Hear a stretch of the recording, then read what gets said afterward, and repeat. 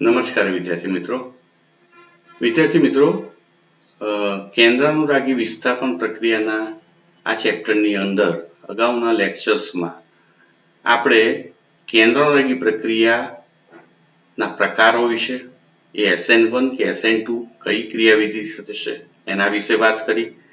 ન્યુક્લિયોફિલિક substitution ઉપર અસર કરતા વિવિધ પરિબળો જેવા કે સબસ્ટ્રેટની અસર વિશે ચર્ચા કરી. સાથે સાથે આપણે ન્યુક્લિયોફાઇલ વિશે ચર્ચા કરીએ છીએ. જોડે જોડે સોલ્વન્ટ ની અસર વિશે પણ આપણે મિત્રો ચર્ચા કરીશું અને આજના લેક્ચરમાં આપણે લિવિંગ ગ્રુપ વિશે પણ ચર્ચા કરીશું. મિત્રો આપણે સૌ જાણીએ છીએ કે ન્યુક્લિયોફિલિક સબસ્ટિટ્યુશન રિએક્શન જે છે એમાં સબસ્ટ્રેટનું બંધારણ, એની સ્ટીરિયોકેમિસ્ટ્રી, એનું કોન્સન્ટ્રેશન અને જે લિવિંગ ગ્રુપ સાથેનું એની બોન્ડની સ્ટ્રેન્થ જે છે એ બહુ અગત્યનો ભાગ ભજવે છે. સાથે સાથે આપણે જે છેલ્લા લેક્ચરમાં વાત કરેલી એ પ્રમાણે ન્યુક્લિયોફાઇલ જે છે એનું બંધારણ, એનું કોન્સન્ટ્રેશન એ પણ બહુ મોટા પાયે અસર કરે છે. સાથે સાથે આપણે બેઝિકતા અને કેન્દ્રાનુરાગીતા આ બંને વચ્ચે શું તફાવત છે અને શું સંબંધ છે એના વિશે પણ વાત કરેલી. તો કોઈ પણ ન્યુક્લિયોફાઇલ જ્યારે એટેક કરે છે ત્યારે એની બેઝિકતા વધુ હોય તો જનરલી કેન્દ્રાનુરાગીતા વધુ હોય છે, પણ સાથે સાથે સાઇઝની અસર અને દ્રાવકની અસર આ કેન્દ્રાનુરાગીતાને ક્રમમાં ફેરફાર કરે છે.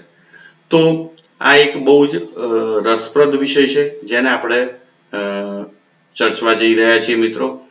તો આપણે અગાઉ કેન્દ્રાનુરાગી પ્રક્રિયક ઉપર પાણી અથવા તો તેના જેવા પ્રોટીક દ્રાવકો જે પોલર પ્રકારના છે, ધ્રુવીય છે, એની શું અસર થાય છે એની ચર્ચા કરેલી. અને આપણે એવી વાત કરેલી કે મોટે ભાગે જે રોમાં આવતા જે આવા કેન્દ્રાનુરાગી પ્રક્રિયક છે એમાં F થી OH થી NH2 થી CH3 તરફ જઈએ મિત્રો, ડાબી તરફ, એમ બેઝિકતા જે છે એ વધતી જાય છે અને બેઝિકતા વધે છે તો સાથે સાથે એની કેન્દ્રાનુરાગીતા પણ વધે છે.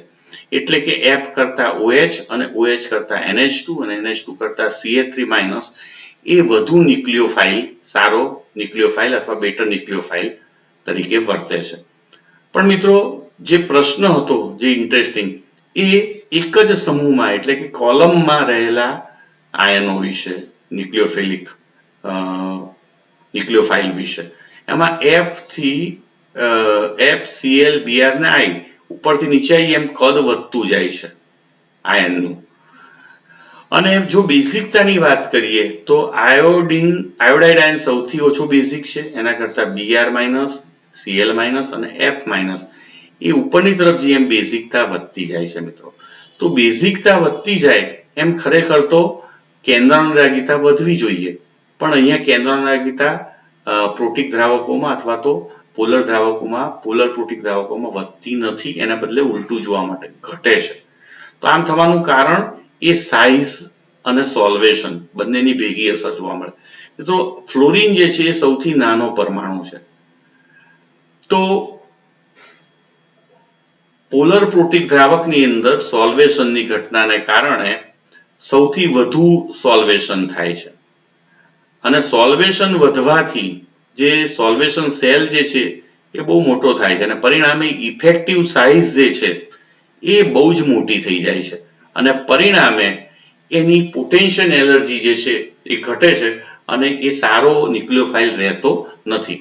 અને પરિણામે એનાથી બિલકુલ વિપરીત આયોડિન જે છે એ કદમાં મોટો છે ફ્લોરિન કરતા ઘણો, પરંતુ એમાં સોલ્વેશનની ઘટના પ્રમાણમાં ઓછી છે, એટલે કે ઓછું સોલ્વેશન, એટલે સોલ્વેશન સેલ જે છે બિલકુલ નહીવત હોય છે, ઓછો હોય છે ફ્લોરિન. અને પરિણામે આયોડિનનું કદ સોલ્વેશન સાથે ઇફેક્ટિવ કદ એ ફ્લોરિનની સરખામણીમાં ઓછું રહે છે અને પરિણામે એની પોટેન્શિયલ એનર્જી વધુ હોય છે. બહુ જ સહેલાઈથી આ કવચ તોડી સોલ્વેશન સેલનું એ એટેક કરી શકે છે અને પરિણામે સારો ન્યુક્લિયોફાઇલ હોય છે. તો આ મિત્રો બેઝિકતાનો ક્રમ અને ન્યુક્લિયોફિલિસિટીનો ક્રમ જે છે બિલકુલ ઉલટો જોવા મળે છે. શામાં? Protic દ્રાવકો, polar protic દ્રાવકો. હવે મિત્રો આપણે પોલર અપ્રોટીક દ્રાવકમાં શું થાય છે એની ચર્ચા કરીએ મિત્રો. તો અપ્રોટીક દ્રાવકો કોને કહેવાય? તો ડાયમિથાઇલ સલ્ફોક્સાઇડ. મિત્રો અહીંયા પણ પ્લસ અને માઇનસ ચાર્જ હોય છે એટલે આ પોલારિટી ધરાવતા છે. પણ આ એપ્રોટીક દ્રાવકો છે, અપ્રોટીક દ્રાવકો છે. અપ્રોટીક દ્રાવકો એટલે કે જેમાં OH, NH અથવા તો SH બંધ ના હોય એવા દ્રાવકો. તો એમાં ડાયમિથાઇલ સલ્ફોક્સાઇડ, ડાયમિથાઇલ ફોર્મેમાઇડ જેને DMF કહેવામાં આવે છે, હેક્ઝામિથાઇલ ફોસ્ફોરેમાઇડ જેને HMPA તરીકે ઓળખવામાં આવે છે. આ ઉપરાંત એસિટોન અને એસિટોનાઇટ્રાઇડ આ બધા જ અપ્રોટીક સોલ્વન્ટ છે અને સાથે સાથે પોલારિટી પણ ધરાવતા હોય છે. અને પરિણામે આની વિશેષ બાબત પ્રોટીક દ્રાવકો કરતા જુદી એ પડે છે કે પ્રોટીક દ્રાવકોની અંદર હાઇડ્રોજન બંધન થાય છે અને એ હાઇડ્રોજન ધ્રુવીભૂત થયેલા હોય છે, પોઝિટિવ ચાર્જ વાળા, અને એ હંમેશા ઋણ આયનનું સોલ્વોસિસ કરે છે, એને સોલ્વેટ કરે છે. પણ આ અપ્રોટીક દ્રાવકો જે છે એમાં હાઇડ્રોજન બંધન થયેલું હોતું નથી, પ્રોટોન ધ્રુવીભૂત થયેલા હોતા નથી અને પરિણામે દાખલા તરીકે અહીંયા જે છે એ ડાયમિથાઇલ સલ્ફોક્સાઇડ અહીંયા મિત્રો દર્શાવેલો છે. એ ડાયમિથાઇલ સલ્ફોક્સાઇડ જે છે એ કોઈ પણ તમે ક્ષાર લો છો ન્યુક્લિયોફાઇલનો તો એના પોઝિટિવ આયનને, કેટાયનને એ હંમેશા સોલ્વોસિસ કરે છે, સોલ્વેટ્સ કરે છે અને પરિણામે એને ઘેરી લે છે. જ્યારે ઋણ આયનને સોલ્વેટ કરી શકતો નથી એટલે કે ઋણ આયન બિલકુલ ફ્રી રહે છે, અનસોલ્વેટેડ, એટલે કે એનું સોલ્વેશન થતું નથી અને પરિણામે એની પોટેન્શિયલ એનર્જી ખૂબ જ હોય છે અને બહુ જ ઇઝીલી એ ન્યુક્લિયોફાઇલ તરીકે એટેક કરી શકે, એટલે કે સારો ન્યુક્લિયોફાઇલ હોય. તો મિત્રો જે ક્ષાર એ પ્રોટીક દ્રાવકમાં આપણે સોલ્વન્ટ તરીકે યુઝ કરતા હતા, પ્રોટીક સોલ્વન્ટને, ત્યારે એક ક્ષારમાં બંને આયનો જે છે સોલ્વેટેડ થતા હતા, જ્યારે અહીંયા માત્ર પોઝિટિવ આયન જ થાય છે. એટલે પેલામાં પ્રોટીક દ્રાવકની અંદર આ પણ ઘેરાયેલો હતો અને પરિણામે એ સારો ન્યુક્લિયોફાઇલ તરીકે વર્તતો નહોતો. પણ અહીંયા અપ્રોટીક દ્રાવકની અંદર એમાં સોલ્વેશનની ઘટના બનતી નથી અને પરિણામે એ સારો ન્યુક્લિયોફાઇલ તરીકે વર્તી શકે છે. મિત્રો ન્યુક્લિયોફાઇલમાં અહીંયા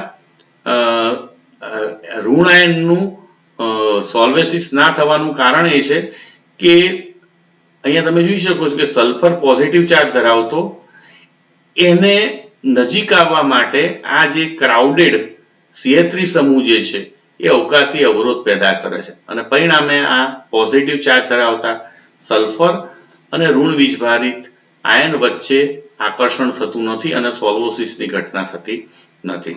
તો આમ મિત્રો અપ્રોટીક દ્રાવકોની અંદર એનાયનનું સોલ્વેશન થતું નથી. એવી જ રીતે મિત્રો ડાયમિથાઇલ ફોર્મેમાઇડ જે છે DMF, એમાં પણ તમે જોઈ શકો છો કે DMF જે છે એ પોઝિટિવ આયનને સોલ્વોસિસ કરે છે, જ્યારે ઋણ આયન જે છે કે જે આપણે ન્યુક્લિયોફાઇલ તરીકે વર્તે છે એ ફ્રી હોય છે, એટલે કે અનસોલ્વેટેડ હોય છે અને બહુ જ ઇઝીલી એ એટેક કરી શકે છે, એટલે કે સારો ન્યુક્લિયોફાઇલ. તો એ જ પદાર્થ, એ જ ન્યુક્લિયોફાઇલ કે જે પ્રોટીક દ્રાવકમાં સારો ન્યુક્લિયોફાઇલ નહોતો, બેટર ન્યુક્લિયોફાઇલ નહોતો, એ અહીંયા સારો ન્યુક્લિયોફાઇલ બને છે કારણ કે એનું સોલ્વોસિસ થતું નથી. તો સોલ્વોસિસ ના થાય એવો સોલ્વન્ટ અપ્રોટીક, એ આખી વાત બદલી કાઢે છે. તો મિત્રો અહીંયા તમે જુઓ છો કે પ્રોટીક દ્રાવકનું જે હતું ન્યુક્લિયોફિલિસિટી એ અપ્રોટીક દ્રાવકમાં કેવી રીતે બદલાય છે. તો મિત્રો ડાબી તરફથી જમણી તરફથી ડાબી તરફ જાઓ તમે એમ F થી OH માઇનસ થી NH2 માઇનસ CH3 માઇનસ તરફ જતા બેઝિકતા પણ વધે છે અને સાથે સાથે કેન્દ્રાનુરાગીતા પણ વધે છે. એ તો બિલકુલ આપણે લોજિકલી પણ સાચું છે અને પ્રોટીક દ્રાવકોમાં પણ એવું જ થતું જોવા મળતું. પણ મિત્રો અહીંયા તમે જુઓ છો બેઝિકતા અને કેન્દ્રાનુરાગિતા બંનેનો ક્રમ એ સમૂહમાં એટલે કે કોલમમાં પણ સેમ જ જોવા મળે છે. પેલા કરતા બિલકુલ ઉલટું, એટલે કે ફ્લોરિન જે છે F- કે જે વધુ સોલ્વેશનને કારણે પ્રોટીક દ્રાવકમાં એ એનું ઇફેક્ટિવ કદ બહુ જ મોટું થઈ જતું હતું અને પરિણામે સારો ન્યુક્લિયોફાઇલ નહોતો, એ હવે સારો ન્યુક્લિયોફાઇલ બને છે. કેમ? કારણ કે અપ્રોટીક દ્રાવકની અંદર આ તમામ આયનોનું સોલ્વેશન થતું નથી અને સોલ્વેશન ના થતું હોવાથી બધા જ આયનો ફ્રી રહે છે. તો આ બધા જ આયનોમાં સૌથી મોટા કદનો આયોડિન છે, પછી Br નું કદ નાનું છે એના કરતા Cl નું, અને F સૌથી નાનું છે, અને પરિણામે સૌથી નાનું કદ ધરાવતો આયન કે જે બિલકુલ ફ્રી છે એ બહુ જ સહેલાઈથી એટેક કરી શકે છે અને સારામાં સારા ન્યુક્લિયોફાઇલ તરીકે વર્તે છે. તો મિત્રો, જે FCl બેરાયનો ક્રમ હતો પ્રોટીક દ્રાવકમાં, એ અપ્રોટીક દ્રાવકમાં બિલકુલ ન્યુક્લિયોફાઇલનો ક્રમ જે છે ન્યુક્લિયોફિલિસિટીનો એ બિલકુલ ઉલટાઈ જાય છે. તો આમ પ્રોટીક અને અપ્રોટીક દ્રાવકો જે છે એ કેન્દ્રાનુરાગિતા ન્યુક્લિયોફાઇલની બદલી કાઢે છે. મિત્રો, SN2 ક્રિયાવિધિ એ હંમેશા અપ્રોટીક દ્રાવકોને અનુમોદન આપે છે, જ્યારે પ્રોટીક દ્રાવકો જે પોલર છે એ હંમેશા SN1 ક્રિયાવિધિને. તેમ છતાં મોસ્ટલી જે DMSO, DMF અને HMPA આવા પોલર અપ્રોટીક દ્રાવકો જે છે એ મોટે ભાગે પ્રક્રિયાઓમાં વપરાતા નથી. ના વપરાવાનું કારણ એની કોસ્ટ છે. તો ઇકોનોમિકલ પોઈન્ટ ઓફ વ્યૂથી વોટર, મિથેનોલ, ઇથેનોલ, એસિટોન આવા જે છે પ્રોટીક દ્રાવકો એ પ્રમાણમાં ચીપર છે, સસ્તા છે, જ્યારે આ દ્રાવકો જે અપ્રોટીક દ્રાવકો એ પ્રમાણમાં મોંઘા છે અને પરિણામે ન્યુક્લિયોફિલિક સબસ્ટિટ્યુશનની અંદર અપ્રોટીક દ્રાવકો પ્રમાણમાં ઓછા વપરાય છે. મિત્રો, બીજી વાત જે છે સોલ્વન્ટ તરીકે આપણે કરવાની છે. તો મિત્રો, સોલ્વન્ટ જે છે એ હંમેશા 3 પ્રકારે અસર કરે છે. આપણે અગાઉ વાત કરી એમાં સૌથી પહેલો જે છે પ્રક્રિયા વેગમાં ફેરફાર કરે છે. એટલે મિત્રો, જો સોલ્વન્ટ તમે ચોક્કસ વાપર્યો હોય, દાખલા તરીકે તમે પોલર સોલ્વન્ટ, પ્રોટીક સોલ્વન્ટ વાપર્યો હોય, તો હંમેશા SN1 ક્રિયાવિધિના પ્રક્રિયા દરમાં વધારો કરે છે, કારણ કે એ કાર્બોકેશનને સ્થાયી બનાવે છે સોલ્વેશનને કારણે. એટલે SN1 પ્રક્રિયાના પ્રક્રિયા દરમાં હંમેશા પોલર પ્રોટીક દ્રાવકો જે છે હંમેશા વધારો કરે છે. એવી રીતે બીજો ફેક્ટર જે છે કે દ્રાવક જે છે એ કઈ ક્રિયાવિધિ થશે, SN1 થી થશે કે SN2 થી થશે, એ પણ નક્કી કરે છે. તો હમણાં જ વાત કરી એમ કે જો દ્રાવક તમે પોલર વાપર્યો તો SN1 ક્રિયાવિધિ થશે, અને દ્રાવક જો અપ્રોટીક વાપર્યો હશે તો SN2 ક્રિયાવિધિને વધુ અનુમોદન મળશે. તો આમ દ્રાવક જે છે એ પ્રક્રિયા દર, પછી કયા પ્રકારની ક્રિયાવિધિ થશે, અને ત્રીજું જે છે એ જે અગાઉ આપણે ચર્ચા કરી ગયા એ છે એ ન્યુક્લિયોફાઇલ જે છે એની કેન્દ્રાનુરાગીના ક્રમમાં પણ ફેરફાર કરી નાખે છે. તો જે FCl BRI નો ક્રમ પોલર દ્રાવકમાં હતો, પોલર પ્રોટીક દ્રાવકમાં, એ બિલકુલ પોલર અપ્રોટીક દ્રાવકમાં ઉલટાઈ જાય છે. તો આમ થવાનું કારણ જે છે એ દ્રાવકની અસર છે. તો આમ દ્રાવક જે છે એ કેન્દ્રાનુરાગિતાનો ક્રમ પણ બદલે છે ન્યુક્લિયોફાઇલ્સની. તો મિત્રો, SN1 ક્રિયાવિધિ જે છે એ મોટે ભાગે પોલર દ્રાવકો જ્યારે આપણે વાપર્યા હોય ત્યારે થતી જોવા મળે છે, કારણ કે જે SN1 ક્રિયાવિધિમાં હંમેશા શું થાય છે તો કે જે લિવિંગ ગ્રુપ જે છે એ સબસ્ટ્રેટમાંથી છૂટું પડે છે, તો એ બંધ તૂટે છે. તો આ બંધનું ખંડન અસમ પ્રકારનું હોય છે, એટલે કે હિટ્રોલિટિક ફિશન થાય છે અને બંને ઇલેક્ટ્રોન બંધના આ હેલોજન લઈને દૂર થાય છે. એટલે કે કાર્બોકેશાયન, પોઝિટિવ આયન, અને ઋણ આયન આપણને લિવિંગ ગ્રુપ તરીકે છૂટો મળે છે. તો આ બંને આયનો, પોઝિટિવ નેગેટિવ આયનોને આ જે પોલર દ્રાવક જે છે એ શું કરે છે, સોલ્વેશનની ઘટનાને આધારે બંનેને સેપરેટ કરે છે અને બંનેનું શું કરે છે, આયોનાઇઝેશન કરી દે છે. અને કાર્બોકેશાઇન જે છે એનું સોલ્વેશન કરતો હોવાથી એની સ્થિરતામાં વધારો કરે છે અને પરિણામે બીજા ઝડપી તબક્કામાં જે કાર્બોકેશાઇન બને છે કે જે સમતલીય ત્રિકોણ રચના sp2 હાઇબ્રિડાઇઝ છે અને એ બહુ સહેલાઈથી બે બાજુથી ન્યુક્લિયોફાઇલ એટેક કરે છે અને આપણને નિપજ પ્રાપ્ત થાય છે, જે નિપજમાં મોટે ભાગે રેસેમિક મિશ્રણ હોય છે. એટલે રિટેન્શન અને ઇન્વર્ઝન બંને પ્રોડક્ટ આપણને પ્રાપ્ત થાય છે. તો મિત્રો પોલર દ્રાવક જે છે હંમેશા SN1 ક્રિયાવિધિને અનુમોદન આપે છે. મિત્રો SN2 ક્રિયાવિધિ છે મોટે ભાગે નોન પોલર દ્રાવકો અથવા તો પોલર અપ્રોટિક દ્રાવકોમાં થાય છે. તો નોન પોલર દ્રાવકો અથવા તો પોલર અપ્રોટિક દ્રાવકોમાં જે છે એમાં શું થાય છે મિત્રો, તો કે હંમેશા SN2 ક્રિયાવિધિમાં જે લિવિંગ ગ્રુપ છે એની ઓપોઝિટ સાઇડથી ન્યુક્લિયોફાઇલ એટેક કરે છે.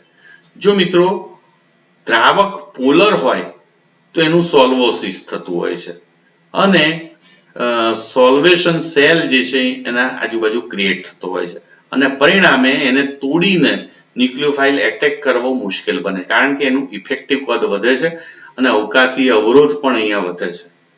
પણ નોન પોલર કે અપ્રોટિક દ્રાવક, પોલર અપ્રોટિક દ્રાવક વાપર્યો હોય તમે તો એ શું કરે છે, આ ઋણ આયન જે છે આપણો ન્યુક્લિયોફાઇલ એને સોલ્વોસિસ કરતું નથી, એટલે કે એ અનસોલ્વેટેડ રહે છે, ફ્રી રહે છે બિલકુલ. અને પરિણામે જે કદમાં નાનો હોય એવો ન્યુક્લિયોફાઇલ વધુ સહેલાઈથી એટેક કરે છે. એટલે અપ્રોટિક પોલર અપ્રોટિક અથવા તો નોન પોલર દ્રાવકમાં સોલ્વેશન થતું ના હોવાને કારણે આ ન્યુક્લિયોફાઇલ ફ્રી હોય છે અને પરિણામે જેમ નાનો ન્યુક્લિયોફાઇલ એમ એ સારો, એમ સાઇઝ નાની એમ સારો ન્યુક્લિયોફાઇલ તરીકે વર્તે છે, બેટર. તો સ્મોલર ઇઝ બેટર એવું આપણે કહી શકીએ. તો સ્મોલ અને અનસોલ્વેટેડ આ ન્યુક્લિયોફાઇલ જે છે એ સહેલાઈથી SN2 ક્રિયાવિધિમાં સારા ન્યુક્લિયોફાઇલ તરીકે વર્તે છે. તો આમ નોન પોલર કે પોલર અપ્રોટિક દ્રાવકોએ હંમેશા SN2 ક્રિયાવિધિને અનુમોદન આપે છે. મિત્રો અહીંયા દ્રાવકો જે છે એને પોલારિટીના ક્રમમાં ગોઠવેલા છે. તો નીચેથી ઉપર તરફ જતા પોલારિટી વધે છે. તમે જોઈ શકો છો કે નીચે સૌથી ઓછી પોલારિટી હંમેશા નોન પોલર સોલ્વન્ટમાં હોય છે, ત્યારબાદ પોલર અપ્રોટિક સોલ્વન્ટ એટલે DMF ના બધા આવે અંદર, અને પોલર સોલ્વન્ટ જેમાં acetic acid, methanol, ethanol, formic acid, આ બધા જ પાણી, આ બધા પોલર દ્રાવકો જેની પોલારિટી હાઈ હોય છે. તો નીચેથી સૌથી ઓછી પોલારિટી કોની હોય છે, નોન પોલર સોલ્વન્ટની, ત્યારબાદ પોલર અપ્રોટિક સોલ્વન્ટની, ને પછી સૌથી વધુ પોલરની. તો નોન પોલર સોલ્વન્ટ અને પોલર અપ્રોટિક સોલ્વન્ટ એમાં SN2 ક્રિયાવિધિ મોટે ભાગે જોવા મળે છે, કારણ કે પોલારિટી ઓછી હોય છે. તો પોલારિટી જેમ ઓછી એમ SN2 ક્રિયાવિધિ વધુ સોલ્વન્ટની, અને સોલ્વન્ટની પોલારિટી જેમ વધુ એમ SN1 ક્રિયાવિધિ થવાની સંભાવના વધુ. તો આપણે કહી શકીએ કે દ્રાવકની ઓવરઓલ પોલારિટી જે છે એ જેમ વધતી જાય એમ SN1 ક્રિયાવિધિ સંભાવના થવાની શક્યતા વધતી જાય, અને જેમ ઘટતી જાય એમ SN2 ક્રિયાવિધિ થવાની સંભાવના વધે. મિત્રો ઘણી બધી વખતે એકલા પ્યોર દ્રાવક સોલ્વન્ટ તરીકે વપરાતા નથી, પણ સોલ્વન્ટ તરીકે મિક્સર વાપરવામાં આવે છે એક કરતા વધારે દ્રાવકોનું, તો એને મિક્સ દ્રાવક, મિક્સ સોલ્વન્ટ તરીકે ઓળખવામાં આવે છે. મિત્રો આપણે જાણીએ છીએ કે સબસ્ટ્રેટ જે છે મોટાભાગે કાર્બનિક સંયોજન છે, આલ્કલી હેલાઇડ. આ આલ્કલી હેલાઇડ જે છે એ પાણીમાં ઓછા દ્રાવ્ય અથવા તો બિલકુલ દ્રાવ્ય હોતા નથી, જ્યારે ઓર્ગેનિક સોલ્વન્ટની અંદર ઇથેનોલ, મિથેનોલ આ બધામાં વધુ પ્રમાણમાં દ્રાવ્ય હોય છે સહેલાઈથી. એટલે RX છે મોટે ભાગે ઓર્ગેનિક સોલ્વન્ટમાં દ્રાવ્ય છે, જ્યારે આલ્કલી હેલાઇડ જે છે કે જે ન્યુક્લિયોફાઇલ્સ તરીકે વાપરવામાં આવે છે એના સોલ્ટ મોટે ભાગે ઓર્ગેનિક સોલ્વન્ટમાં દ્રાવ્ય હોતા નથી, પણ એ પાણીમાં ઇઝીલી દ્રાવ્ય થાય છે અને પરિણામે સમગ્ર પ્રક્રિયામાં સબસ્ટ્રેટ અને ન્યુક્લિયોફાઇલ બંને ઓગળે એવું મિશ્રણ સોલ્વન્ટનું લેવામાં આવે, એટલે કે એમાં 50% ઇથેનોલ ઓર્ગેનિક સોલ્વન્ટ તરીકે, ત્યારે પાણી 50% લેવામાં આવે છે.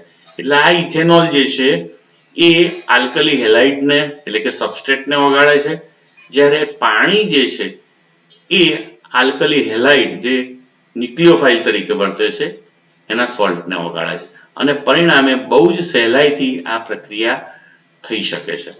મિત્રો, જે પોલર અપ્રોટિક દ્રાવકો છે એ પૈકીના DMF, DMFSO અને HMPA જે છે એ જે ન્યુક્લિયોફાઇલ્સને છે એ ઇઝીલી ઓગાળે છે, પણ જે એસિટોન જે છે એ સોડિયમ આયોડાઇડ અને સોડિયમ સાયનાઇડને ઓગાળે છે, જ્યારે સોડિયમ ક્લોરાઇડ અને સોડિયમ બ્રોમાઇડને ઓગાળતો નથી. તો આ બાબતને જ્યારે પણ પ્રક્રિયા કરે ત્યારે ધ્યાનમાં લેવામાં આવે છે કે સોલ્વન્ટની પસંદગી કેવી રીતે કરવી. તો આમ મિત્રો, કયા પ્રકારે પ્રક્રિયા કરવી છે, તમારે કયો પ્રકારની નિપજ જોઈએ છે, કઈ ક્રિયાવિધિથી તમારે પ્રક્રિયા કરવી છે, એ પ્રમાણે તમારે એકલું પોલર સોલ્વન્ટ, એકલો non polar solvent, mix solvent એ તમે તમારી પસંદગી કરી શકો છો. મિત્રો, હવે આપણે વાત કરી છે ન્યુક્લિયોફાઇલ્સની. તો આપણે ન્યુક્લિયોફાઇલ્સ ઉપર જેની સાઇઝ જે છે, એની બેઝિકતા અને કેન્દ્રાનુરાગિતાની વાત કરીએ, આપણે દ્રાવકની અસર ન્યુક્લિયોફાઇલ્સના જે ન્યુક્લિયોફિલિસિટી ઉપર કેવી થાય છે, આ બધી ચર્ચાને અંતે હવે આપણે એકચ્યુઅલ ન્યુક્લિયોફાઇલ્સની અસર SN1 ને SN2 ક્રિયાવિધિ પર કેવી રીતે થાય છે એ આપણે સમજવા પ્રયત્ન કરીએ. સાથે આપણે એક્સપેરિમેન્ટલ ઉદાહરણો પણ, પ્રાયોગિક ઉદાહરણો પણ લઈશું. મિત્રો, SN1 પ્રક્રિયાવિધિ જે છે એમાં મોટે ભાગે ટર્શરી આલ્કોહોલ પર એ વધુ થતી હોય છે. તો ટર્શરી આલ્કોહોલ કોઈ પણ લેવામાં આવે, અહીંયા 2-મિથાઇલ 2-પ્રોપેનોલ લીધેલો છે મિત્રો. પાણીની સાથે એસિડિક મીડિયમમાં પ્રક્રિયા કરવામાં આવે તો પ્રથમ ધીમા તબક્કામાં એમાંથી કાર્બોકેશાયન પ્રાપ્ત થાય છે. મિત્રો, આ કાર્બોકેશાયન sp2 હાઇબ્રિડાઇઝ હોય છે, સમતલીય ત્રિકોણ રચના ધરાવે છે અને એની ઉપર અને નીચે તરફથી ખાલી પી કક્ષકમાં આ ન્યુક્લિયોફાઇલ એટેક કરી શકે છે. મિત્રો, હવે અહીંયા 3 ન્યુક્લિયોફાઇલ્સ છે, Cl, Br અને I. એ પૈકી Cl નાનો છે સાઇઝમાં, Br એના કરતા મોટો છે અને આયોડિન સૌથી મોટો છે. તો એવું જોવા મળે છે કે કાર્બોકેશાયન ઉપર બંને તરફથી સંભાવના સરખી હોય છે. ઉપરાંત અહીંયા આ ત્રણેય કેટાયનો સમાન રીતે બંને દિશાએથી એટેક કરી શકે છે અને પરિણામે ન્યુક્લિયોફાઇલ જે છે એ SN1 ક્રિયાવિધિમાં સમાન રીતે રિએક્ટ કરે છે. પ્રથમ સ્ટેજમાં એનું કોઈ જ ઇમ્પોર્ટન્સ હોતું નથી વેગ નિર્ણાયક તબક્કામાં. તો બીજા ઝડપી તબક્કામાં બંને તરફથી કોઈ પણ ન્યુક્લિયોફાઇલ્સ હોય એ સમાન રીતે એટેક કરે છે. એટલે ન્યુક્લિયોફાઇલ્સની SN1 ક્રિયાવિધિમાં કોઈ જ એનો ફાળો હોતો નથી. પણ મિત્રો, SN2 ક્રિયાવિધિની વાત કરીએ ત્યારે ન્યુક્લિયોફાઇલ્સની કેન્દ્રાનુરાગિતા બહુ જ ભાગ ભજવે છે. જો મિત્રો કેન્દ્રાનુરાગિતા વધુ હોય ન્યુક્લિયોફાઇલની તો એ એટેક કરે છે અને પ્રક્રિયા SN2 ક્રિયાવિધિથી થાય છે અને લિવિંગ ગ્રુપ છૂટો પડે છે. તો અહીંયા જે ન્યુક્લિયોફાઇલ્સની સાઇઝ છે અને એની ન્યુક્લિયોફિલિસિટી, એનો નેચર જે છે એ બહુ અગત્યનું વધે છે. મિત્રો, અહીંયા સોલ્વન્ટ કયો વાપર્યો છે, આ બધા ફેક્ટર છે. તો બીજા ફેક્ટરોને આપણે ના કન્સિડર કરીએ તો Cl કરતા Br અને Br કરતા I મોટો છે. માત્ર સાઇઝને વાત કરીએ તો સાઇઝની દ્રષ્ટિએ Cl જે છે એ સહેલાઈથી સામેની સાઈડથી એટેક કરી શકે છે, બીઆર પણ એટેક કરી શકે છે ને આઈ પણ કરી શકે છે. પણ અહીંયા સાઇઝની સાથે સાથે ઇફેક્ટિવ સાઇઝ, કારણ કે જો દ્રાવક તરીકે તમે પોલર દ્રાવક વાપર્યો કે અપ્રોટિક, તો પ્રોટિક દ્રાવકમાં સોલ્વેશન થતું હોય છે અને ઇફેક્ટિવ સાઇઝ જે છે એ ખાસ રોલ ભજવે છે. તો આ બાબતને વધુ સારી રીતે સમજવા માટે આપણે બે પ્રયોગોના ડેટા જે છે એને ધ્યાનમાં લઈએ. તો સૌથી પહેલા એક્સપેરિમેન્ટ 1 જે છે કે જેમાં પ્રાઇમરી આલ્કોહોલ લેવામાં આવ્યો છે સબસ્ટ્રેટ તરીકે. તો સબસ્ટ્રેટ તરીકે પ્રાઇમરી આલ્કોહોલ લીધેલો છે. મિત્રો, હંમેશા પ્રાઇમરી સબસ્ટ્રેટ લીધો હોય ત્યારે SN2 ક્રિયાવિધિ થવાના ચાન્સીસ વધુ હોય છે, કારણ કે ત્યાં સામેની સાઈડથી એટેક કરવાના સંજોગો અથવા અવકાશી અવરોધ ઓછામાં ઓછો હોય છે. જ્યારે સેકન્ડરી અને ટર્શરીમાં અવકાશી અવરોધને કારણે SN1 ક્રિયાવિધિને વધુ અનુમોદન મળે છે. તો આ પ્રક્રિયામાં જો તમે સલ્ફ્યુરિક એસિડને સોલ્વન્ટ તરીકે એસિડિક મીડિયમ લીધું હોય અને બે ન્યુક્લિયોફાઇલ્સ NH4Cl અને NH4Br આ બંનેનું ઇક્વામોલર સોલ્યુશન જો તમે લીધું હોય તો પ્રક્રિયાને અંતે મિત્રો જો Cl અહીંયા ન્યુક્લિયોફાઇલ તરીકે જોડાય તો આપણને આ નિપજ મળે છે અને Br જોડાય તો આપણને આ નિપજ મળે છે. તો આ બંને ઇક્વામોલર પ્રમાણ છે, તો બંને નિપજનું પ્રમાણ સરખું મળવું જોઈએ. તો આ કન્ડિશનની અંદર મેં તમને વાત કરી કે પ્રાઇમરી સબસ્ટ્રેટ છે એટલે SN2 ક્રિયાવિધિ થાય છે, પણ જો અહીંયા સબસ્ટ્રેટ આ જ કન્ડિશન લઈએ ને ટર્શરી હોય તો આ જ પ્રક્રિયાવિધિ SN1 ક્રિયાવિધિ થાય છે. તો મિત્રો, અહીંયા પ્રાઇમરી સબસ્ટ્રેટ લીધો છે એટલે SN2 ક્રિયાવિધિ થાય છે. તો અહીંયા જે નિપજ બંને મળે છે શક્યતાની દ્રષ્ટિએ ઇક્વામોલર લીધું તો સરખી પ્રમાણમાં મળવી જોઈએ, પણ અહીંયા સરખા પ્રમાણમાં મળે છે કે કેમ? તો શું થશે મિત્રો? What happens? તો તમે જોઈ શકો છો તો SN2 જે આ પ્રયોગના રિઝલ્ટ બતાવે છે કે જે RBr જે એટલે બ્રોમિન વાળી નિપજ વિસ્થાપિત એનું પ્રમાણ ક્લોરીન વાળી વિસ્થાપિત નિપજ કરતા ઘણું વધુ હોય છે, એટલે કે 80% બ્રોમિન વિસ્થાપિત નિપજ મળે છે જ્યારે 20% ક્લોરીન વિસ્થાપિત નિપજ મળે છે. તો આમ થવાનું કારણ શું? તો મિત્રો, આમાં કેવી રીતે પ્રક્રિયા થાય છે એની આપણે વાત કરીએ. તો પ્રથમ તબક્કાની અંદર SN2 ક્રિયાવિધિમાં જે એસિડિક મીડિયમમાં જે OH નું હંમેશા પ્રોટોનેશન થાય છે અને પરિણામે ઇઝીલી આ લિવિંગ ગ્રુપ તરીકે વર્તે છે અને સામેની સાઈડથી SN2 ક્રિયાવિધિમાં sp2 હાઇબ્રિડાઇઝ કાર્બન ઉપર Br અને Cl બંને એટેક કરે છે. મિત્રો, અહીંયા બંનેનું પ્રમાણ સરખું છે, પણ બંનેની સાઇઝ આપણે જોવી પડશે. મિત્રો, આ જે અહીંયા સોલ્વન્ટ વાપરેલો છે એ કેવો છે? પ્રોટિક છે અને પરિણામે પોલર હોવાને કારણે બંને આયનોમાં સોલ્વેસિસ થતું હોય છે, સોલ્વેશન. તો સોલ્વેશન જે છે એ નાના કદના આયનમાં વધુ થાય છે, એટલે અહીંયા વધુ સોલ્વેશન Cl માં થવાને કારણે એની સાઇઝ વધે છે. ઇફેક્ટિવ સાઇઝ કોની? Cl આયનનું કદ વત્તા સોલ્વેશન સેલ બંનેનું ભેગું કદ, ઇફેક્ટિવ કદ એ વધી જાય છે. કોના કરતા? તો કે મોટા કદના Br આયન અને એમાં અહીંયા ઓછા પ્રમાણમાં સોલ્વેશન થાય છે. તો ઇફેક્ટિવ સાઇઝ જે છે સોલ્વેશનને અંતે એ ક્લોરીન કરતા બ્રોમિનની ઓછી હોય છે અને પરિણામે બ્રોમિન એ ઓછા સોલ્વેશનના સેલને તોડીને ઝડપથી એટેક કરી શકે છે અને પરિણામે સારો ન્યુક્લિયોફાઇલ છે. તો આમ Br જે Cl ને Br માં સારો ન્યુક્લિયોફાઇલ Br હોવાને કારણે એનું પ્રમાણ 80% મળે છે, જ્યારે આ પુઅર ન્યુક્લિયોફાઇલ હોવાને કારણે Br ની સરખામણીએ એનું પ્રમાણ 20% જેટલું જ મળે છે. તો મિત્રો, અહીંયા પ્રથમ વેગ નિર્ણાયક તબક્કામાં SN2 ક્રિયાવિધિ છે, તો અહીંયા બંને ઉપર એક જ તબક્કામાં થતી પ્રક્રિયા છે. બંને ઘટકો સબસ્ટ્રેટ અને બંનેની સાંદ્રતા ઉપર આધાર હોય છે, બરાબર. તો આમ આ પ્રમાણ વધુ હોવાની બાબતને આપણે એ ન્યુક્લિયોફાઇલ્સ જે બેટર જે છે એના આધારે સમજાવી શકીએ છીએ.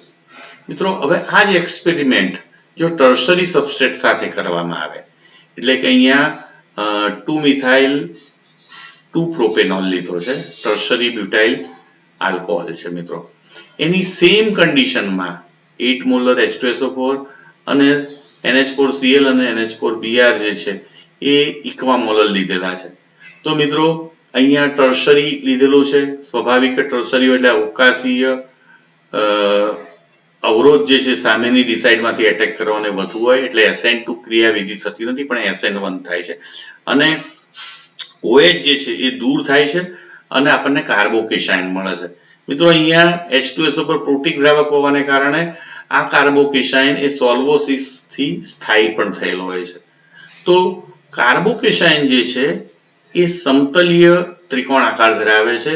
sp2 હાઇબ્રિડાઇઝ કાર્બન હોય છે, એની ખાલી p કક્ષકની અંદર બીજા તબક્કાની અંદર SN2, પ્રથમ તબક્કો ધીમો અને વેગ નિર્ણાયક તબક્કો છે. બીજા તબક્કામાં Br અને Cl બંને એટેક કરે છે. તો બંનેનું પ્રમાણ સરખું છે. તો અહીંયા બંનેનું પ્રમાણ સરખું મળશે કે જુદું જુદું મળશે, અથવા તો આ બંનેમાંથી કોણ પહેલો એટેક કરશે અને કોનું વધુ પ્રમાણ હશે, તો શું થશે? તો પ્રાયોગિક પરિણામો દર્શાવે છે કે બંનેનું પ્રમાણ 50-50% મળે છે. આવું થવાનું કારણ શું? તો કે સૌ પ્રથમ જે ટર્શરી બ્યુટાઇલ આલ્કોહોલ છે એનું પ્રોટોનેશન H2OH નું પ્રોટોનેશન થાય છે. આ પહેલો તબક્કો જે છે એ ધીમો છે અને એમાંથી કાર્બોકેશાઇન મળે છે. અગાઉ વાત કરી એમ કાર્બોકેશાઇન એ સમતલીય ત્રિકોણ આકાર ધરાવે છે અને Cl ને Br બંને ઇક્વલી રિએક્ટ કરે છે. બંને બાજુએથી એ રિએક્ટ થવાની સંભાવના સરખી હોય છે અને પરિણામે 50-50% આપણને નિપજ મળે છે. બીજું, અહીંયા વેગ નિર્ણાયક તબક્કામાં Cl કે Br ના કોન્સન્ટ્રેશનનો કોઈ જ ફાળો નથી.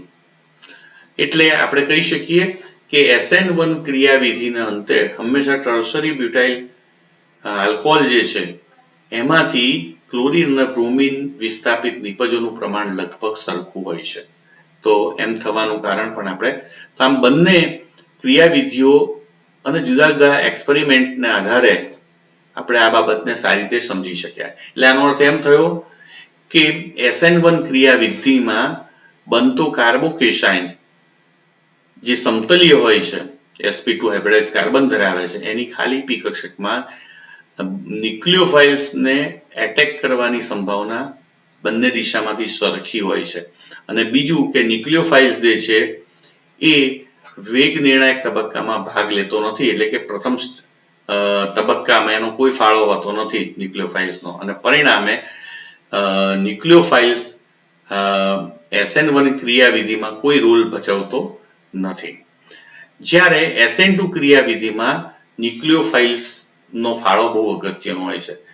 જો ન્યુક્લિયોફાઇલ સારો હોય, એટલે કે એક્સલન્ટ ન્યુક્લિયોફાઇલ હોય, એની ન્યુક્લિયોફિલિસિટી સારી હોય, કેન્દ્રનુરાગીતા, તો એ બહુ જ ફાસ્ટ ન્યુક્લિયોફાઇલ્સ એટેક કરે છે સબસ્ટ્રેટ ઉપર અને લિવિંગ ગ્રુપ દૂર થાય છે, અને પરિણામે આપણને એક જ સ્ટેપની અંદર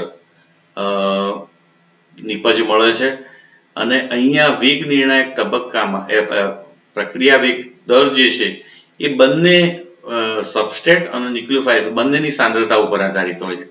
એટલે જો સારો ન્યુક્લિયોફાઇલ્સ હોય તો SN2 ક્રિયાવિધિ જે છે એમાં એ થવાની સંભાવના વધે છે, અને સારા ન્યુક્લિયોફાઇલ્સની જે પ્રોડક્ટ જે છે એનું પ્રમાણ પણ હંમેશા વધુ જોવા મળે છે. મિત્રો, અત્યાર સુધીમાં આપણે સબસ્ટ્રેટની અસર જોઈ, ત્યારબાદ ન્યુક્લિયોફાઇલ્સની અસર આપણે જોઈ.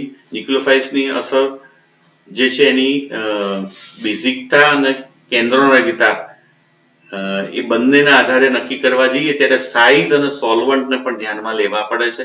તો સોલ્વન્ટ કયા પ્રકારનો છે, પ્રોટીક કે અપ્રોટીક, આ બધા ઉપર એની સામૂહિક અસર આપણે જોઈ. હવે લિવિંગ ગ્રુપની અસર આપણે મિત્રો તપાસી. તો લિવિંગ ગ્રુપની અસર કેવી થાય છે એની આપણે ચર્ચા કરીએ. મિત્રો, લિવિંગ ગ્રુપ એટલે દૂર થતો સમૂહ. મિત્રો, સબસ્ટ્રેટમાંથી જે બહુ જ સહેલાઈથી દૂર થતો હોય એવો સમૂહ એક્સેલન્ટ લિવિંગ ગ્રુપ તરીકે વર્તે છે, અથવા તો સારો લિવિંગ બેટર લિવિંગ ગ્રુપ કહી શકાય. મિત્રો, SN1 પ્રક્રિયામાં એ બે તબક્કામાં થાય છે. પહેલો લિવિંગ ગ્રુપ દૂર થાય છે અને પછી કાર્બોકેશાયન ઉપર ન્યુક્લિયોફાઇલ એટેક કરે છે. જ્યારે SN2 ક્રિયાવિધિમાં લિવિંગ ગ્રુપ દૂર થતો હોય છે અને સાથે સાથે ન્યુક્લિયોફાઇલ એટેક કરતો હોય છે. તો જેમાં લિવિંગ ગ્રુપ સારો હોય એ પ્રક્રિયા હંમેશા SN1 ને વધુ અનુમોદન આપે છે. એટલે કે જો લિવિંગ ગ્રુપ વધુ બેટર હોય તો એ બહુ જ સહેલાઈથી સબસ્ટ્રેટમાંથી નીકળી જાય છે અને કાર્બોકેશાયન બનાવવામાં વધુ અનુકૂળતા રહે છે.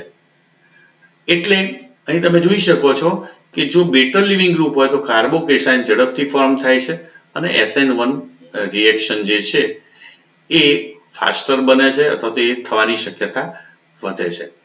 મિત્રો, અહીંયા લિવિંગ ગ્રુપ જ્યારે પણ છૂટું પડે છે ત્યારે એ ઋણાયન તરીકે મળે છે. તો એ ઋણાયન જે છે એ જો સ્થાયી હોય તો સ્થાયી ક્યારે હોય, સ્ટેબલાઇઝ હોય કે એ વીક બેઝ હોય. તો જનરલી વીક બેઝ એટલે કે સબસ્ટ્રેટ સાથે ઓછી મજબૂતાઈથી જોડાયેલા છે ગ્રુપ છે એ હંમેશા વીક બેઝ તરીકે વર્તે છે. અને વીક બેઝ હોય એ જ્યારે પણ સહેલાઈથી તૂટી જાય છે બંધ, ત્યારે એમાંથી બનતા આયનો જે છે ઋણાયન એ હંમેશા સ્ટેબલ હોય છે. અને પરિણામે આપણે એમ કહી શકીએ સાદી ભાષામાં કે નિર્બળ બેઝ હોય છે, જે વીક બેઝ હોય છે એ સારા સ્ટેબલ એનાયન આપે છે અને હંમેશા સારા લિવિંગ ગ્રુપ તરીકે વર્તે છે. તો આનો અર્થ એમ થયો કે વીક બેઝ જો હોય તો આપણે કહી શકીએ કે એ સારો લિવિંગ ગ્રુપ હશે. તો વીક બેઝ કેવી રીતે નક્કી કરવા? તો જે સંયોજનની pKb નું મૂલ્ય એ વધુ હોય એ સારા વીક બેઝ હોય છે. તો તમે જોઈ શકો છો અહીંયા પહેલી રો ની અંદર pKb ના મૂલ્ય 23, 22, 21, 11, -1.7, -2, -21. તો તમે જુઓ છો કે જમણી તરફ જઈએ એમ pKb ના મૂલ્યો ઘટતા જાય છે. તો pKb ના મૂલ્યો જેના વધુ, આના આયોડિનનું સૌથી વધુ છે એટલે એ નિર્બળ બેઝ કહેવાય સૌથી વધુ. તો જમણી તરફ જઈએ એમ બેઝિકતા વધતી જાય છે. બેઝિકતા વધે તો લિવિંગ ગ્રુપ અથવા તો સમૂહને છૂટા પડવાની શક્યતા પણ ઓછી થાય. વધુ મજબૂતાઈથી જકડાયેલો હોય સબસ્ટ્રેટ સાથે, એનો બંધ મજબૂત હોય. તો આયોડિન કરતા Br કરતા Cl, જેમ જમણી તરફ જતા એમ બંધ તૂટવાની શક્યતા ઘટતી જાય કે વધુ સ્ટ્રોંગ બોન્ડ હોય છે. અને પરિણામે જે પ્રક્રિયા દર છે એ પણ ઘટે છે. તો સૌથી વધુ પ્રક્રિયા દર છૂટા પડવાનો એ આયોડિનનો છે. એટલે બહુ સહેલાઈથી એ છૂટો પડે છે. એટલે કે લિવિંગ એબિલિટી સૌથી વધુ આયોડિનની છે. એટલે જેને કહેવાય કે સૌથી નિર્બળ બેઝ છે અને સૌથી સારો લિવિંગ ગ્રુપ છે. જ્યારે એની સરખામણીમાં જમણી તરફ જતા Br, Cl, F એ પુઅર લિવિંગ ગ્રુપ છે. તો આયોડિન જે છે એ ગુડ લિવિંગ ગ્રુપ છે, કારણ કે એ લગભગ ઓછો બેઝિક અથવા નોન બેઝિક છે. જ્યારે હાઇડ્રોક્સિલ ગ્રુપ જે છે એ પુઅર લિવિંગ ગ્રુપ છે. કેમ? કારણ કે એ ખૂબ જ સ્ટ્રોંગ બેઝ છે. તો જનરલી જે નિર્બળ બેઝ એ સારો લિવિંગ ગ્રુપ અને સ્ટ્રોંગ બેઝ એ પુઅર લિવિંગ ગ્રુપ તરીકે આપણે કન્સિડર કરી શકીએ. તો અહીંયા આ ક્રમ ઇન્ક્રીઝિંગ લિવિંગ એબિલિટીનો દર્શાવેલો છે. એના આધારે બહુ સહેલાઈથી તમે જે તે સમૂહની લિવિંગ ગ્રુપ જે છે એ પુઅર છે કે સ્ટ્રોંગ છે એ તમે નક્કી કરી શકો છો. મિત્રો, SN1 ક્રિયાવિધિમાં મેં તમને હમણાં જ વાત કરી એમ કે હેલાઇડ હોય તો લાર્જર હેલાઇડ જે મોટા છે, ખાસ કરીને આયોડિન, પછી એના કરતા નાનો સહેજ બ્રોમિન, એનાથી નાનો ક્લોરિન અને સૌથી નાનો. તો જેમ હેલાઇડનું કદ મોટું એમ એની બેઝિકતા ઓછી, અને જેમ બેઝિકતા ઓછી એમ સારું લિવિંગ ગ્રુપ. તો FClBrI માં આયોડિન એ સૌથી મોટો છે અને સૌથી ઓછો બેઝિક છે અને પરિણામે એ સૌથી સારો લિવિંગ ગ્રુપ છે. તો આયોડિન સૌથી સારો લિવિંગ ગ્રુપ છે, જ્યારે ફ્લોરિન એ પુઅર લિવિંગ ગ્રુપ છે. મિત્રો OH ની વાત કરીએ તો OH એ બહુ જ બેઝિક ગ્રુપ છે, વધુ સ્ટ્રોંગ બેઝ છે અને પરિણામે એ પુઅર લિવિંગ ગ્રુપ છે. પણ મિત્રો જો એનું પ્રોટોનેશન કરવામાં આવે તો જનરલી એસિડિક મીડિયમ જો તમે રાખ્યું હોય તો આ OH સમૂહનું પ્રોટોનેશન થઈ જાય છે અને પ્રોટોનેશન થવાથી એ H2O માં કન્વર્ટ થાય છે, કે જે સારો લિવિંગ ગ્રુપ હોવાથી ઇઝીલી દૂર થાય છે. તો એ એટલો બધો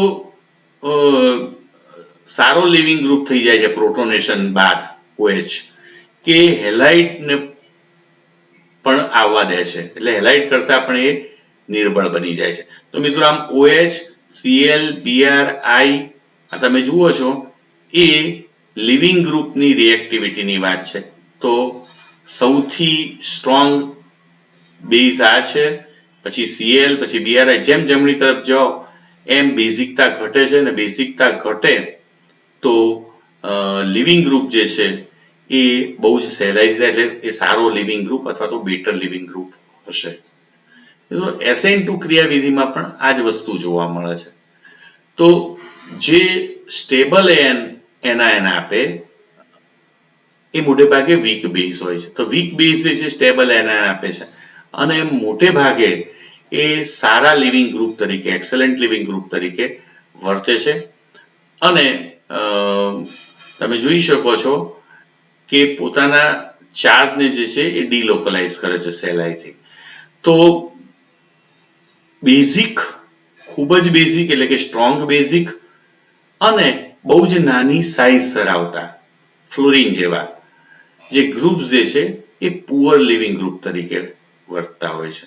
મિત્રો ખૂબ જ બેઝિક હોય એ મજબૂતાઈથી જકડાયેલા હોય છે, જ્યારે સ્મોલ જે હોય છે એ પણ વધુ બેઝિક હોય છે અને પરિણામે એ પુઅર લિવિંગ ગ્રુપ તરીકે વર્તે છે. તો FClBrI એમાં F જે છે એ સૌથી નાનો છે અને પરિણામે એ પુઅર લિવિંગ ગ્રુપ છે. અને જમણી તરફ જઈએ એમ કદ વધતું જાય છે અને બેઝિકતા ઘટતી જાય છે અને પરિણામે એ આયોડિન જે છે સૌથી સારો એક્સલન્ટ લિવિંગ ગ્રુપ તરીકે વર્તે છે, જ્યારે OH, NH2, OR આ બધા પણ પુઅર લિવિંગ ગ્રુપ જોવા મળે છે. તો મિત્રો આમ લિવિંગ ગ્રુપ જે છે એ મોટે ભાગે એકદમ સામાન્ય રીતે વાત કરીએ તો એમ કહી શકીએ કે જે પુઅર બેઝ છે અથવા તો વીક બેઝ છે એ એક્સલન્ટ લિવિંગ ગ્રુપ હોય છે અને જે સ્ટ્રોંગ બેઝ જે છે એ વીક પુઅર લિવિંગ ગ્રુપ તરીકે વર્તે છે. મિત્રો હવે SN1 અને SN2 રિએક્શન જે છે એની થોડી કમ્પેરિઝન આ બધા જ આપણે જે ચર્ચા કરી એના સંદર્ભમાં કરી લઈએ. મિત્રો જો રેટ ઓફ રિએક્શનની વાત કરીએ તો આપણે કહી શકીએ કે SN1 ક્રિયા જે છે એ યુનિમોલેક્યુલર છે, એટલે કે એમાં માત્ર એક જ ઘટક સબસ્ટ્રેટની સાંદ્રતા ઉપર પ્રક્રિયા દળનો આધાર હોય છે, તો પ્રક્રિયા દર નક્કી થતો હોય છે માત્ર સબસ્ટ્રેટના જ સાંદ્રતાના આધારે. જ્યારે SN2 પ્રક્રિયા વિધિ એ બાયમોલેક્યુલર છે, એટલે કે સબસ્ટ્રેટ અને ન્યુક્લિયોફાઇલ બંનેની સાંદ્રતા પ્રક્રિયા વેગ ઉપર અસર કરે છે. એટલે મિત્રો એમ કહી શકાય આના પરથી કે જો સાંદ્રતા તમે ન્યુક્લિયોફાઇલની ઓછી રાખો તો SN1 ક્રિયાવિધિ થવાની સંભાવના વધે છે, અને જો સાંદ્રતા ન્યુક્લિયોફાઇલની વધુ હોય તો SN2 ક્રિયાવિધિ થવાની શક્યતા વધે છે. મિત્રો SN1 ને SN2 ક્રિયાવિધિમાં સૌથી મોટું બેરિયર અવરોધ કયો છે, તો શાના આધારે SN1 કે SN2 ક્રિયાવિધિ નક્કી થાય છે? તો SN1 ક્રિયાવિધિ થવાનો મુખ્ય આધાર એ કાર્બોકેશાયનની સ્થાયિત્વ છે. એટલે જો કાર્બોકેશાયન સ્થાયી હોય તો SN1 ક્રિયાવિધિ થાય છે. હવે કાર્બોકેશાયનની સ્થાયિત્વનો આધાર એ ઘણા બધા ફેક્ટર ઉપર હોય છે. એક એ પ્રાથમિક છે, સેકન્ડરી છે કે ટર્સરી. ટર્સરી કાર્બોકેશાયન હંમેશા વધુ સ્થાયી હોય છે અને સ્થાયી થવાનું કારણ જે છે એમાં થતું હાઇપર કોન્જ્યુગેશન હોય છે. એટલે હાઇપર કોન્જ્યુગેશનને કારણે કાર્બોકેસાયન સ્થાયી બને છે. બીજું એક ફેક્ટર જે છે એ સંસ્પદન, એટલે કે રેઝોનન્સને કારણે પણ ઘણા બધા કાર્બોકેસાયન સ્થાયી બને છે અને એવા કાર્બોકેસાયન પણ SN1 ક્રિયાવિધિને અનુસરે છે. અને ત્રીજું કારણ જે છે એ ખાસ કરીને કે દ્રાવકની અસર. ઘણા દ્રાવકો પોલર દ્રાવકો હોય છે કે જેમાં બનતો કાર્બોકેસાયન એ વધુ સ્થાયી બને છે સોલ્વેશનની ઘટનાને કારણે, તો એ પણ SN1 ક્રિયાવિધિને અનુમોદન આપે છે. તો આમ કાર્બોકેસાયન જે પરિબળો કાર્બોકેસાયનની સ્થાયિત્વ વધારે એ SN1 ક્રિયાવિધિને અનુમોદન આપે. મિત્રો, બીજું જે SN2 ક્રિયાવિધિમાં જે બેરિયર છે એ સ્ટેરિક હિન્ડ્રન્સ છે, એટલે કે અવકાશી અવરોધ છે. મિત્રો, અવકાશી અવરોધ જેમાં વધુ, એટલે સબસ્ટ્રેટ લેવલે પણ હોય, એટલે કે સબસ્ટ્રેટમાં જો ટર્શરી હોય તો અવકાશી અવરોધ વધુ હોય છે, પણ પ્રાથમિક કે મિથાઇલ હોય સબસ્ટ્રેટ તો અવકાશી અવરોધ ઓછો હોય છે અને પરિણામે સબસ્ટ્રેટની દ્રષ્ટિએ અવકાશી અવરોધ. બીજું કે જે ન્યુક્લિયોફાઇલ છે એને કારણે પણ અવકાશી અવરોધ. તો ન્યુક્લિયોફાઇલ નાનો હોય કદમાં અને મોટો હોય તો SN2 ક્રિયાવિધિ મોટો હોય તો નથી થતી, પણ નાનો હોય તો થાય છે. પણ અહીંયા કદની વાત જે છે એ દ્રાવક કયા પ્રકારનો છે એના સાથે પણ. તો ન્યુક્લિયોફિલિસિટી એ દ્રાવક જો પ્રોટીક હોય તો એનો ક્રમ બદલી કાઢે છે ન્યુક્લિયોફિલિસિટીનો. તો પ્રોટીક કે અપ્રોટીક દ્રાવક છે એ પણ કદમાં ફેરફાર કરે છે સોલ્વેશનને કારણે અને પરિણામે સ્ટેરિક હિન્ડ્રન્સ ઉદ્ભવે છે. તો આમ સામેની સાઈડથી એટેક કરવાની એક જ તબક્કાની પ્રક્રિયા છે SN2, એટલે સામેની સાઈડથી એટેક કરવાની અનુકૂળતા કેવી છે એના ઉપર આધાર છે. ત્રીજું છે આલ્કલી હેલાઇડ, જેને ઇલેક્ટ્રોફાઇલ કહેવામાં આવે, એટલે કે સબસ્ટ્રેટ. તો મિત્રો, સબસ્ટ્રેટ જે છે આલ્કિલ હેલાઇડનો એ તૃતીયક પ્રકારનો છે, દ્વિતીયક કે પ્રાથમિક છે કે મિથાઇલ છે. તો સૌથી વધુ તૃતીયક કે જેમાંથી બનતો કાર્બોકેસાયન એ વધુ સ્થાયી હોય છે, એટલે SN1 ક્રિયાવિધિ વધુ થાય છે. જ્યારે દ્વિતીયક અને પછી પ્રાથમિક તરફ જતા એ બનતો કેસાયન કાર્બોકેસાયન એ પ્રમાણમાં ઓછો સ્થાયી હોય છે અને પરિણામે SN1 ક્રિયાવિધિ નથી થતી. અહીંયા બિલકુલ ઉલટું છે કે જેમાં કાર્બોકેસાયન અસ્થાયી હોય અને અવકાશી અવરોધ ઓછો હોય એવો પ્રાથમિક આલ્કલી હેલાઇડ એ હંમેશા સબસ્ટ્રેટ SN2 ક્રિયાવિધિથી પ્રક્રિયા કરે છે, જ્યારે દ્વિતીયક ને તૃતીયક તરફ જતા અવકાશી અવરોધ વધે છે અને એવો આલ્કલી હેલાઇડ હંમેશા SN2 ક્રિયાવિધિ કરે છે. મિત્રો, આપણે ન્યુક્લિયોફાઇલની વાત કરીએ તો ન્યુક્લિયોફાઇલ જે છે એ બે પ્રકારના, કાં તો વીક અથવા તો ન્યુટ્રલ હોય અથવા તો સ્ટ્રોંગ ન્યુક્લિયોફાઇલ હોય. એટલે કે જે ન્યુક્લિયોફાઇલ વીક હશે એમાં મોટે ભાગે SN1 ક્રિયાવિધિ થતી જોવા મળશે અથવા તો ન્યુટ્રલ હોય, અને જે ન્યુક્લિયોફાઇલ જે છે એ સ્ટ્રોંગ હોય તો એ તરત જ જોડાઈ જાય છે અને SN2 ક્રિયાવિધિને અનુસરે છે. તો આમ ન્યુક્લિયોફાઇલ નું નેચર કેવો છે એના આધારે પણ SN1 કે SN2 ક્રિયાવિધિ નક્કી થતી હોય. તો સોલ્વન્ટની વાત કરીએ તો પોલર પ્રોટીક દ્રાવક હોય તો એમાં સોલ્વોસિસની ઘટના વધે છે અને એ સોલ્વોસિસ હંમેશા કાર્બોકેસાયનને સ્થાયી બનાવે છે. દાખલા તરીકે પાણી, આલ્કોહોલ આ બધા લીધા હોય સોલ્વન્ટ કે જે પોલર પ્રોટીક છે, હંમેશા SN1 ક્રિયાવિધિ કરાવડાવે છે. જ્યારે પોલર અપ્રોટીક દ્રાવકો DMSSO, DMF, એસિટોન આ બધા જે છે એ હંમેશા એમાં સોલ્વોસિસ માત્ર કેટાયનનું થાય છે, એનાયનનું થતું નથી ન્યુક્લિયોફાઇલનું, અને પરિણામે SN2 ક્રિયાવિધિ એમાં વધુ અનુકૂળતાથી થાય છે. તો જે પ્રોડક્ટની સ્ટીરિયોકેમિસ્ટ્રીની વાત કરીએ તો SN1 ક્રિયાવિધિમાં હંમેશા કાર્બોકેસાયન બને છે કે જે સમતલીય ત્રિકોણ આકાર ધરાવે છે, sp2 હાઇબ્રિડાઇઝ હોય છે અને એની ખાલી p કક્ષકમાં બંને તરફથી ન્યુક્લિયોફાઇલ એટેક થવાની સંભાવના સરખી હોય છે અને પરિણામે રિટેન્શન અને ઇન્વર્ઝન પ્રોડક્ટ બંનેનું મિશ્રણ મળે છે, જેને રેસેમિક મિશ્રણ તરીકે ઓળખવામાં આવે છે. જ્યારે SN2 ક્રિયાવિધિમાં લિવિંગ ગ્રુપની સામેની સાઈડથી હંમેશા ઓપોઝિટ સાઈડથી ન્યુક્લિયોફાઇલ એટેક કરતો હોવાથી ઇન્વર્ઝન પ્રોડક્ટ મુખ્યત્વે મળે છે, એટલે કે માત્ર ઇન્વર્ઝન પ્રોડક્ટ મળે છે. તો આમ જો પ્રકાશ ક્રિયાશીલ સબસ્ટ્રેટ લેવામાં આવે તો પ્રક્રિયાને અંતે SN1 પ્રક્રિયા થતી હોય તો રેસમિક મિશ્રણ મળશે, જેને કહેવાય ને કે બંને પ્રકારની કન્ફિગ્યુરેશન ધરાવતું R ને S. જ્યારે અહીંયા હંમેશા વ્યસ્ત રૂપ નિપજ આપણને મળે છે, જેને ઇન્વર્ઝન પ્રોડક્ટ તરીકે ઓળખવામાં આવે છે. તો SN2 ક્રિયાવિધિમાં હંમેશા સબસ્ટ્રેટનું ઇન્વર્ઝન થાય છે, એટલે કે એનું જે કન્ફિગ્યુરેશન છે એ બદલાઈ જાય છે. R હોય તો S થઈ જાય છે ને S હોય તો R થઈ જાય છે. તો આમ મિત્રો ઘણા બધા ફેક્ટરો એક સામટા મળી અને જે કેન્દ્રાણાગી વિસ્થાપન પ્રક્રિયા SN1 થી થશે, SN2 થી થશે, એનો પ્રક્રિયા દર કેવો હશે, આ બધી બાબતો નક્કી કરતો હોય છે. સોલ્વન્ટ કેવો વાપરવો. મિત્રો બીજી એક મહત્વની બાબત જે છે, જે આવતા ચેપ્ટરમાં આપણે હવે પછીના લેક્ચરમાં આપણે ચર્ચા કરવાના છીએ, એ છે કે માત્ર SN1 ને SN2 વચ્ચે જ સ્પર્ધા હોય છે એવું નહીં, પણ વિસ્થાપન પ્રક્રિયા અને વિલોપન પ્રક્રિયા સાથે પણ સ્પર્ધા થાય છે. એટલે કે SN1 ને SN2 એ બંને કેન્દ્રાણાગી વિસ્થાપન પ્રક્રિયા છે, પણ એની સાથે સાથે વિલોપન પ્રક્રિયા પણ થતી હોય છે, જેને E1 ને E2 ક્રિયાવિધિ થતી માલુમ પડે છે. તો આમ વિસ્થાપન અને વિલોપન વચ્ચે પણ સ્પર્ધા હોય છે, અને વિસ્થાપન થાય તો એમાં પણ SN1 ને SN2 ક્રિયાવિધિ વચ્ચે સ્પર્ધા હોય છે, અને વિલોપન થાય તો એમાં E1 ને E2 વચ્ચે પણ સ્પર્ધા હોય છે.